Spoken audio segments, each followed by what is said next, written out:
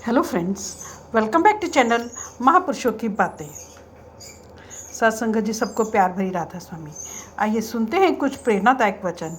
ये वचन राधा स्वामी सत्संग व्यास द्वारा प्रकाशित पुस्तक रूहानी फूल में से लिए गए हैं। इस पुस्तक के पेज नंबर 69 पर श्री हजूर महाराज जगत सिंह जी स्वामी जी की वाणी गुरुमता अनोखा दरसा मन सूरत शब्द जाय परसा पर सत्संग फरमा रहे हैं। आप फरमाते हैं, अपने अपने विचार के अनुसार सभी लोग कहते हैं कि हम गुरुमत पर चलते हैं। सिख कहते हैं कि हम गुरुमत पर चलते हैं क्योंकि हम कंघा कड़ा केश आदि रखते हैं। मुसलमान कहते हैं कि हम गुरुमत पर चलते हैं यानी नमाज पढ़ते हैं, रोज़ा रखते हैं। इसी तरह हिंदू कहते हैं हम गुरुमत पर का पालन करते हैं यानी कर्म कांड करते हैं, धोती बस्ती नेति करते हैं, जप तप नित्य स्नान आदि करते हैं। कोई स्नान करने पर अधिक जोर देता है, कोई सहस्त्र नाम जपता है, कोई गीता भागवत पढ़ता है, कोई कुछ करता है, कोई कुछ। सो सभी कहते हैं कि हम गुरुमत पर चलते हैं, लेकिन असली गुरुमत का पालन कोई नहीं करता। अब स्वामी जी महाराज कहते हैं गुरुमत बड़ी अनोखी चीज़ है। वह क्या है? इसका उत्तर आगे देते हैं। मन सूरत शब्द जाय परसा, कि यहाँ पर दोनों भावों के बीच में मन और सूरत जुड़े हुए हैं। जब मन और सूरत अंदर जाकर शब्द को पकड़ लेते हैं तब गुरुमत शुरू होता है। मन और आत्मा का शब्द के साथ जुड़ना या आत्मा का शब्द में लीन होना, यह गुरुमत है। जब तवज्जो अंदर यानी अंदर चली गई तो एक नया आलम शुरू हो गया, अंतर की रचना शुरू हो गई। यह लीला क्या है? आगे कहते हैं, हुई सूरत गगन पनिहारी। जब आत्मा उस देश में गई तो वहाँ की पनिहारी बन गई, वह गगन है। जब आत्मा का शब्द के साथ संबंध हो गया और उसने शब्द को पकड़ लिया, फिर शब्द की रसिक यानी रस लेने वाली हो गई। और फिर क्या हुआ वह आगे बताते हैं। उस शब्द के अंदर से अमृत टपकता है, बल्कि वह शब्द ही अमृत है।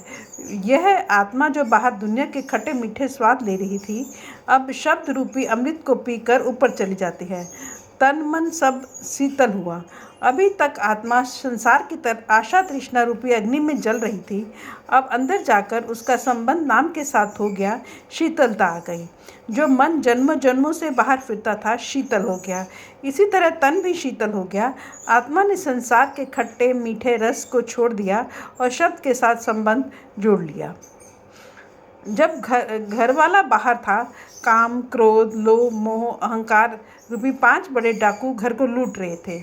जब घर वाला अपने घर के अंदर चला गया तो ये जितने चोर थे सब बाहर हो गए। जब घर वाला जाग गया तो ये क्या चोरी कर सकते हैं? हजूर महाराज जी फरमाया करते थे, जब ये बाहर जाते हैं कह कर जाते हैं।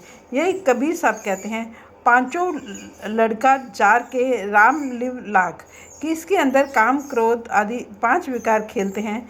जब तक ये पांचों बाहर नहीं निकलते तब तक आत्मा अंदर नहीं जा सकती। उनके चले जाने पर अब इसका अपना राज हो गया, शांति हो गई। घर उनके अग्नि लागी। जब घर वाला बाहर था वे उसको अंदर नहीं आने देते थे। जब घर वाला जाग गया तो वह बाहर निकल गए। उन पर हमला हो गया, उनको घर छोड़ना पड़ा। वह अमृत किसी के लिए अमृत है और किसी के लिए जहर, यानी वह आत्मा के लिए अमृत है और काम क्रोध आदि के लिए जहर। अब काम क्रोध आदि के स्थान पर कौन आ गए? शील संतोष आदि। जिस तरह शहर में डाकू आ जाते हैं तो शहर वीरान और बेरौनक हो जाता है, दुकानें वगैरह बंद हो जाती हैं। जब वे चले जाते हैं तो शहर फिर से बारौनक हो जाता है और दुकानें आदि खुल जाती हैं। इसी तरह जब काम चला गया उसके स्थान पर शील आ गया, क्रोध के स्थान पर क्षमा आ गई, लोभ की जगह संतोष, मोह के स्थान पर विवेक और अहंकार की जगह नम्रता आ गई।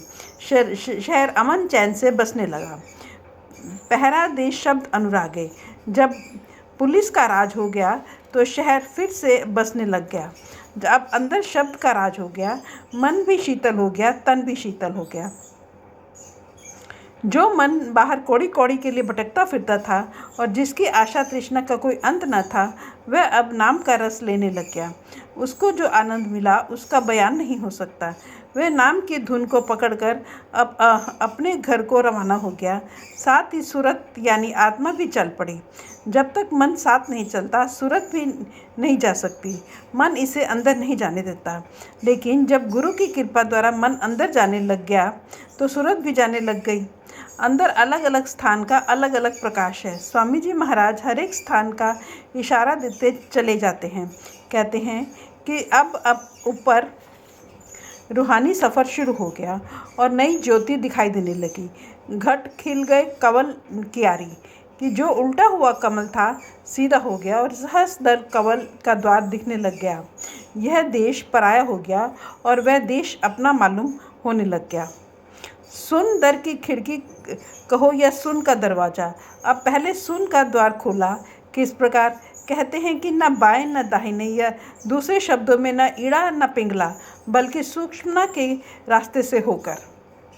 सहस्रदल कमल के आगे ब्रह्म का देश आता है। ब्रह्म के देश और सहस्रदल कमल को मिलाने वाला एक टेढ़ा रास्ता है। यह पहले आगे को गया, फिर सीधे, फिर नीचे की ओर। स्वामी जी महाराज कहते हैं, आत्मा उस मार्ग से होती हुई ब्रह्म के देश में आ गई। त्रिकुटी जा हुई अमोली। अब जो जो आत्मा ऊपर की ओर जाती है, मन की बुरी आदतें दूर होती जाती हैं और जो जो आत्मा घंटे और शंख की धुन को पकड़ती है, साफ होती जाती है। ऊपर जाके वह अमोली हो जाती है। इसकी कीमत का अंदाज़ा नहीं लगाया जा सकता। जब त्रिकुटी में काफ़ी समय तक रहना पड़ता है, क्योंकि वहाँ संचित कर्मों का भंडार है। जब तक यह कर्मों का भंडार खत्म नहीं होता, वहाँ रहना पड़ता है। जिस तरह पान बेचने वाला एक एक पान को लेकर उसका खराब हिस्सा काट कर साफ करके रख देता है, उसी तरह जो जो आत्मा ऊपर जाती है वह वहाँ की धुन के जरिए साफ होती जाती है। यानी जिस प्रकार अनाज में भूसा, कंकर आदि मिले रहते हैं, स्त्रियां अनाज को छाछ में छटक कर उसमें से कंकर, भूसा आदि निकाल देती हैं। इसी प्रकार धुन का छाछ है और आत्मा उसके अंदर पड़ी हुई है। शब्द के द्वारा सब बेकार चीज़ें, संपूर्ण मलिनता निकल कर बाहर हो जाती है। फ्रेंड्स, अपनी इस वीडियो का आज हम यही समाप्त करते हैं। अगली वीडियो में आगे बढ़ेंगे। Thank you.